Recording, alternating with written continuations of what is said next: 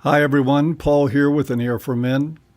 There's nothing in my demographic information that tells me whether my viewers are married or in a long-term relationship or single.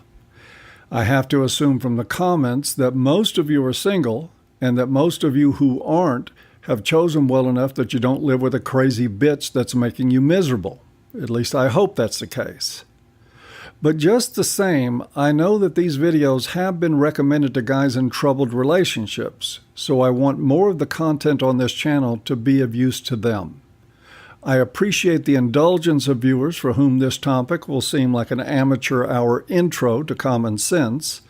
Along with your patience, I will ask you to recall the days when this was just the kind of thing you needed to hear. To start this talk on setting boundaries with crazy bitches, I want to first mention the book I co-authored with Dr. T, Say Goodbye to Crazy, which can only be described as a book about setting limits with crazy bitches.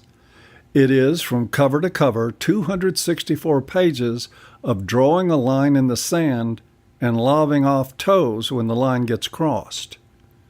Well, perhaps that's a bit of an oversimplification. Much of the book is about preparing yourself to take that kind of action, and that, as it turns out, is the hardest part of the job. Men have some things working against them in this area. From just about the time they are born, men are trained to believe that earning a woman's wrath puts them in the wrong, not to mention it's guaranteed trouble. That starts with mothers and ends up just about the time you die. If there's an afterlife, you better hope there's a dude in charge. And it would be nothing less than idiotic to forget the fact that women can and do certainly cause some very real problems when they are pissed at men. I could go on about that, but for now I want to focus on the common mentality in most humans about the power of women. Years ago, like a couple of years before I launched A Voice for Men, I test drove a lot of my ideas on writing forums. They were just places where people posted everything from poetry to short stories to nonfiction pieces for review and critique by other aspiring writers. I tossed a couple of articles on men's issues out there, and I got some pretty predictable responses. There were, of course, allegations of woman-hating, regressive thinking, chauvinism, the standard blue pill knee-jerk to the idea that men are human beings and that, God forbid, women are as fallible as men. I got something else from a few of the more open-minded men, though. I was told by some that they thought the writing was really good and that the ideas were sound, but those comments were often accompanied with a warning, something like, "Watch out. You're going to get in trouble with the women here." Now, think about that. They thought I was going to get into trouble. It's like they thought that women in the forum were all housed in the fucking principal's office, and I just got caught shooting a spitwad in the back of some girl's hair. I know, you may look at that like it's just a figure of speech and one that means nothing. Personally, I think you're wrong if you think that way. I could imagine these same guys getting into what would be trouble for them if they too openly supported my work. I could also imagine them at home getting into trouble with their wives or girlfriends for any number of other possible transgressions. I mean, why do you think we've coined terms like "it's going to be cold in your bedroom tonight" or "he's going to be sleeping on the couch"? And have you ever heard anyone say "she's in the doghouse"? And that's the core of the problem. Whether we want to admit it or not, we live in a culture that sees women as the ultimate authority in some very personal ways. I'm not just talking about the legal crap that we talk about here all the time. Women can, if allowed by weak men, decide where we sleep, whether or not we have sex, or whether, in fact, we are held in good graces under the roofs of our own homes. They can make men walk on eggshells, change their language, and live their lives acting like something they're not, just to fend off the dreaded disapproval and ire of a woman. And we live in a world of men who buy into this crap as though it's the natural order of things, placing the onus on themselves to take whatever deal is given them without complaint. A great example of this was provided by Fox News' Tucker Carlson when he interviewed Dr. Helen Smith about her book, Men on Strike. Let's take a look. And the argument is what? That men simply are giving up hope on marriage because they're feeling beaten down? No, I don't think they're giving up on hope on marriage. I think what they're doing is they're looking at it, the cost reward. Men look at things in terms of cost analysis. And the penalties for marriage are so high and the rewards now are so low. First of all, there's legal costs of marriage. There are so many men now who are just saying, you know what, it's just not worth it to me. I'm going to be stuck paying the alimony. I'm going to be stuck paying for child support. And it's not just legal reasons. It's also psychological ones where men feel that basically they don't really have rights in marriage. Women hold all the cards now in reproduction and all kinds of things, and men don't. Well, that's all true. I mean, I agree with that completely. But it still doesn't absolve men of the responsibility to stop complaining about how the cards are against them and man up and become men, because you don't become a man until you assume responsibility. What man would take such a raw deal? I don't consider that a man. Well, it's not a raw deal. You derive deep satisfaction as a man by taking responsibility for other people. That's the only place you get deep satisfaction. Now, while Dr. Smith tries to figure out what part of Tucker Carlson's defective brain conjured up that nonsense, let's continue looking at what it means. Tucker isn't special or extreme. He's just another example of the mentality you can find in 100 million other men. That mentality is why Say Goodbye to Crazy is a 264-page book instead of a 26-page pamphlet. So much of the book is dedicated to saying, in a number of different ways, that you'll never win as long as she or anyone else than you is the boss, and preparing men to walk past a lot of fear in order to get that to sink in a meaningful way. That is a tough order. Disabusing most men of the fallacy that women are royalty is like trying to tear a bucket of fried chicken out of David Futrell's greasy hands. But it is absolutely essential work. If you can't wrap your head around the idea that you don't report to her, then any effort you make to set limits with her are about as useful as Steve Shive's balls. While repeated disasters with women helps, getting there is still a hell of a lot easier said than done. The target audience of Say Goodbye to Crazy is couples who are being plagued by the crazy bitch from his previous marriage or relationship. A very common hindrance to solutions to that problem is the guy. He could not tell his ex no when he was married to her and still can't tell her no now that they're divorced.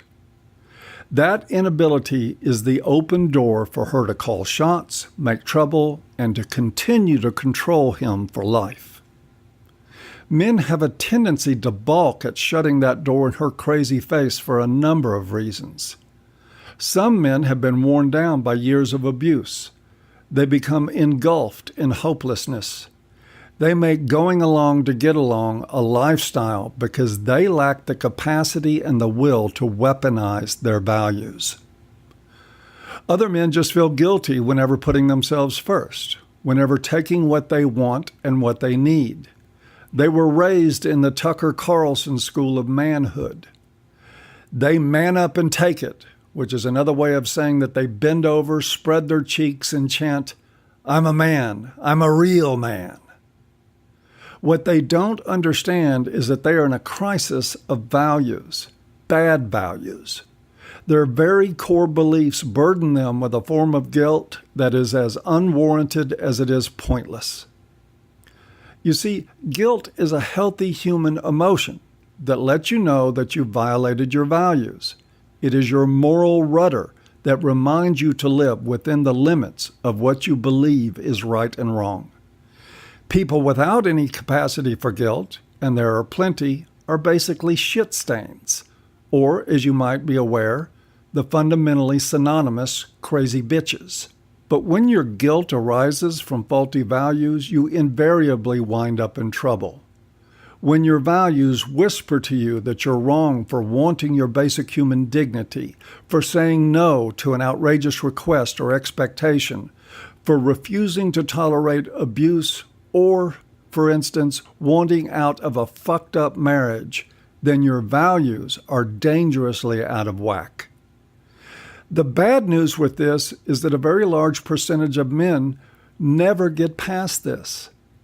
In a sense, nearly all of us have or had something like a Tucker Carlson in us, brainwashed into such psychological dependence on a woman's approval that we are capable of going to our graves with our hats in our hands, chronically apologizing for failing to make a woman happy.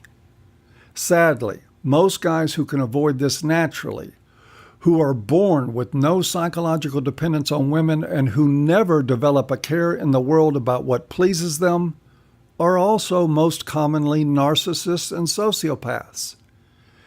It is the naturally occurring human decency in men that crazy bitches play on and manipulate. In the strangest of life's ironies, it is male assholes who are most immune to crazy bitches. And even more ironically, it is the male assholes that are most attractive to women, generally speaking. Don't blame me for that. I'm just the messenger. For what it's worth, though, your painful and disappointing experiences with crazy bitches is an affirmation of your human decency. Otherwise, you would likely never have been in bad straits. Since the point here is not to suggest assholery to men, I prefer the idea that most decent men have to unlearn this stuff in order to manage better. In short, they have to find their inner Tucker Carlson and kill the son of a bitch. Then they have to identify their values and start living within them at any cost. The good news is that the choice is there for any man willing to develop values that elevate his worth over that of an overgrown child.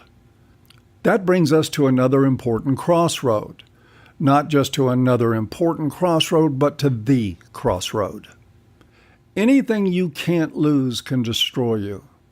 Living with that reality is a simple, unassailable rule that, despite being a rough pill to swallow, is the only antidote to this particular problem. I've seen people drink themselves to death because they could not imagine life without booze. Same with drugs. For many, it's the same with food. I was joking about David Futrell and his bucket of chicken. What do you want to bet that his eating habits, if he doesn't change them, will contribute to his death? It is not much different with women. There is nothing more dangerous than a woman you think you can't live without. And I see this over and over again with men.